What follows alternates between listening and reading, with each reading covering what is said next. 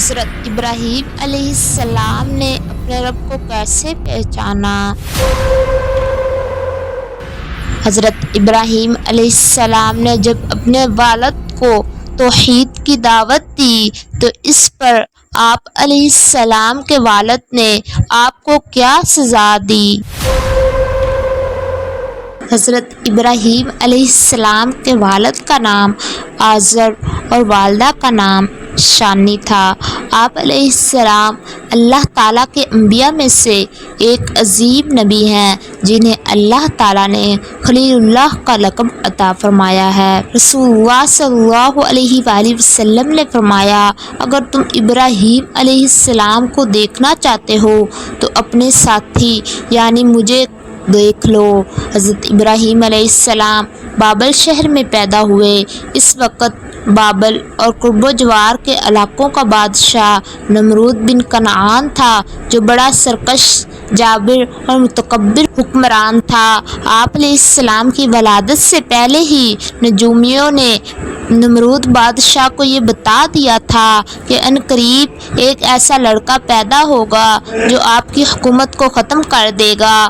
نمرود بادشاہ نے اپنی حکومت کو بچانے کے لیے ہر پیدا ہونے والے بچے کو قتل کرنے کا حکم جاری کر دیا۔ اسی دوران اللہ تعالیٰ نے حضرت ابراہیم علیہ السلام کو پیدا کیا۔ آپ علیہ السلام کے والدین نے بادشاہ کے ڈر سے حضرت ابراہیم علیہ السلام کو ایک غار میں چھپا دیا جہاں آپ علیہ السلام کی والدہ آپ علیہ السلام کو دودھ پلاتی اور دیکھ بھال کرتی تھی۔ حضرت ابراہیم علیہ السلام کی قوم کے لوگ سائنس اور صنعتوں میں بہت ہوشیار اور ماہر تھے اور اللہ تعالیٰ کی عبادت کو چھوڑ کر ستاروں کو پوجا کرتے تھے۔ اللہ تعالیٰ کا ہر نبی فطری طور پر معصوم اور شرک سے پاک ہوا کرتا ہے، اسی لیے حضرت ابراہیم علیہ السلام بھی شرک سے پاک اور بیزار تھے۔ اللہ تعالیٰ نے بچپن ہی سے آپ علیہ السلام کو عقل سلیم اور رشد و ہدایت سے نوازا تھا۔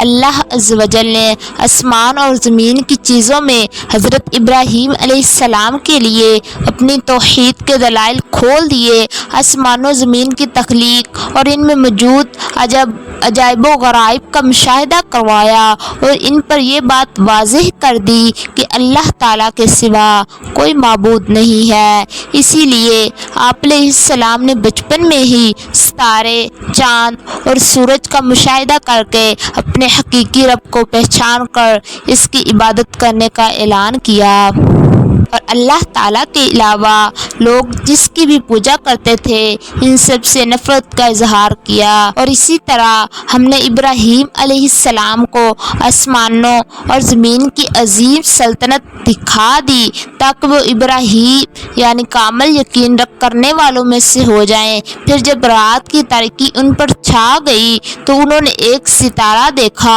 تو کہا کہ یہ میرا رب ہے، مگر جب وہ غروب ہو گیا تو کہا میں غروب ہو جانے والے کو پسند نہیں کرتا۔ پھر جب انہوں نے چاند کو چمکتا ہوا دیکھا تو فرمایا کہ یہ میرا رب ہے، لیکن جب وہ بھی غروب ہو گیا تو فرمایا اگر میرے رب نے میری رہنمائی نہ کی تو میں گمراہ لوگوں میں سے ہو جاؤں گا۔ پھر جب سورج کو چمکتا ہوا دیکھا تو فرمایا یہ میرا رب ہے، یہ تو بہت بڑا ہے۔ پھر جب وہ بھی غروب ہو گیا تو فرمایا اے میری قوم، میں ان معبودوں سے بری ہوں جنہیں تم اللہ کا شریک بناتے ہو۔ بے شک میں نے یکسو ہو کر اپنا رخ اس ذات کی طرف کر لیا ہے جس نے آسمانوں اور زمین کو پیدا کیا ہے اور میں ہرگز شرک کرنے والوں میں سے نہیں ہوں۔ حضرت ابراہیم علیہ السلام کو اس بات پر یقین تھا کہ اللہ تعالیٰ ہی مردوں کو زندہ کرتے ہیں، لیکن علم الیقین، یقینی علم سے عین الیقین، آنکھوں کا مشاہدہ کے ثبوت کے لیے انہوں نے مردوں کو زندہ ہونے کے مشاہدے کے لیے اللہ تعالیٰ سے درخواست کی، جسے قبول فرماتے ہوئے اللہ تعالیٰ نے انہیں مردوں کو زندہ ہونے کا مشاہدہ کروایا۔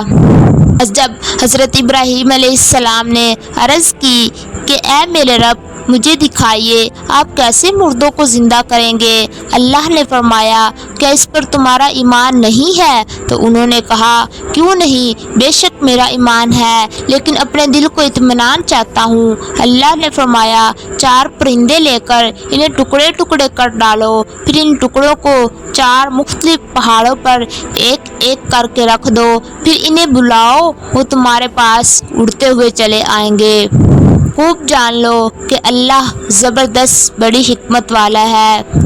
حضرت ابراہیم علیہ السلام نے اپنے حقیقی رب کی پہچان کرنے کے بعد جب اپنے والد کو اللہ تعالیٰ کو چھوڑ کر بتوں کی پوجا کرتے ہوئے دیکھا تو سب سے پہلے انہیں دعوت توحید دی اور اپنے والد کو بڑے پیار و محبت سے حق بات سمجھانے کی کوشش کی۔ جب انہوں نے ابراہیم علیہ السلام نے اپنے باپ سے کہا اے ابا جان، آپ ان چیزوں کی عبادت کیوں کرتے ہیں جو نہ سنتی ہیں نہ دیکھتی ہیں؟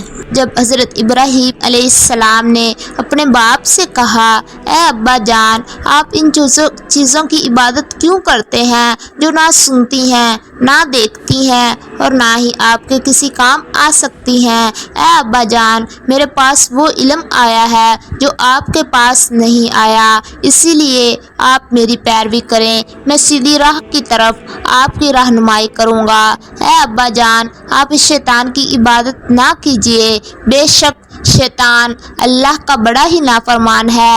اے ابا جان، مجھے اس بات کا ڈر ہے کہ کہیں آپ پر عذاب الہی نہ آ جائے کہ آپ شیطان کے ساتھی بن جائیں۔ حضرت ابراہیم علیہ السلام کے والد نے دعوت و تبلیغ کو قبول کرنے کی بجائے آپ علیہ السلام کے ساتھ بڑا سخت رویہ اختیار کیا اور جلا وطنی کی زندگی گزارنے کو کہا۔ آپ علیہ السلام نے باپ کے سخت رویے پر صبر و تحمل اور ادب کا مظاہرہ کرتے ہوئے انہیں بڑا اچھا جواب دیا۔ اے ابا جان، آپ پر سلام ہو، میں اپنے رب سے آپ کے لیے بخشش کی دعا مانگتا رہوں گا، بے شک وہ مجھ پر بڑا مہربان ہے۔ میں آپ کو اور ان تمام چیزوں کو چھوڑ رہا ہوں جنہیں آپ اللہ کے سوا پکارتے ہیں، اور میں تو اپنے پروردگار ہی کو پکاروں گا۔ مجھے یقین ہے کہ میں اپنے رب سے دعا مانگ کر محروم نہ رہوں گا۔ حضرت ابراہیم علیہ السلام اپنے وعدے کے مطابق اپنے والد کے لیے اس وقت تک دعائے مغفرت کرتے رہے جب تک اللہ تعالیٰ نے آپ علیہ السلام کو مشرکین کے لیے دعائے استغفار کرنے سے منع نہیں کیا۔ رسول اللہ صلی اللہ علیہ وآلہ وسلم نے فرمایا ابراہیم قیامت کے دن اپنے والد آزر سے اس حالت میں ملیں گے کہ اس کے چہرے پر گرد و غبار اور سیاہی ہو گئی۔ حضرت ابراہیم علیہ السلام فرمائیں گے کیا میں نے آپ کو نافرمانی سے منع نہیں کیا تھا؟ وہ کہے گا کہ آج میں آپ کی نافرمانی نہیں کروں گا۔